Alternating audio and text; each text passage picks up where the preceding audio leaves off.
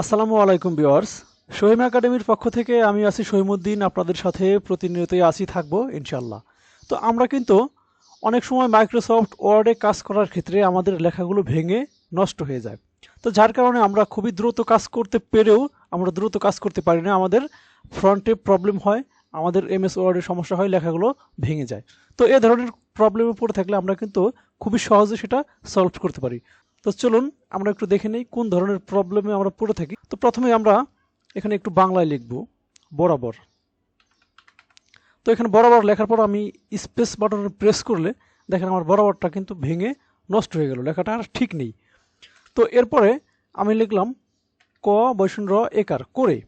তো করে লেখার পর আমি যদি স্পেস বাটনে প্রেস করি, দেখেন আমি স্পেস দিলাম, আমার বৈষণ্যটা কেটে কিন্তু ও হয়ে গেল।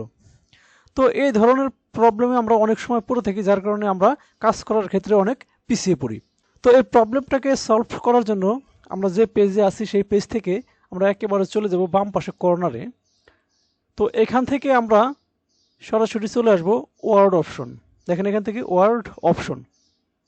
তো ওয়ার্ড অপশনে আসার পর আমরা এখান থেকে দেখেন এখানে আছে ডিসপ্লে প্রুফিং। তো প্রুফিংটাতে আমরা প্রেস করব। প্রুফিংয়ে আসার পর এখান থেকে চলে যাব অটো কারেক্ট অপশন। তো অটো কারেক্ট অপশন থেকে দেখেন এখানে আছে অটো কারেক্ট। তো অটো কারেক্টে আমরা প্রেস করলাম। তো এরপর এখান থেকে আমরা প্রত্যেকটা ঘরের এই টিক চিহ্নগুলো এখান থেকে উঠিয়ে দেবো একটা একটা করে। দেখেন নিচে একটা আছে, এটাও আমরা খেয়াল করে উঠিয়ে দেবো। তো প্রত্যেকটা বক্স কিন্তু আমরা একেবারে এখান থেকে ব্লাঙ্ক করে দিলাম, এখানে কোনো টিক চিহ্ন নেই। দেন আমরা ওকে প্রেস করব। ওকে প্রেস করার পর আবার এখান থেকে আমরা ওকে প্রেস করব। তো ভিউয়ার্স, এই ছোট্ট একটা সেটিং করেই কিন্তু আমরা আমাদের প্রবলেমটিকে সলভ করতে পারি। তো এখন আমরা একটু লিখে দেখি আমাদের লেখাগুলো আগের মতো কি ভাঙে নাকি লেখাগুলো ঠিক হলো। তো দেখেন এখান থেকে আমি আগের মতোই লিখব বরাবর, ব বৈষ্ণব আকার ব বৈষ্ণব বরাবর। তো এখন স্পেস দেওয়ার পরেও কিন্তু আমার লেখাটা আর ভাঙলো না, আমার লেখাটা নষ্ট হলো না।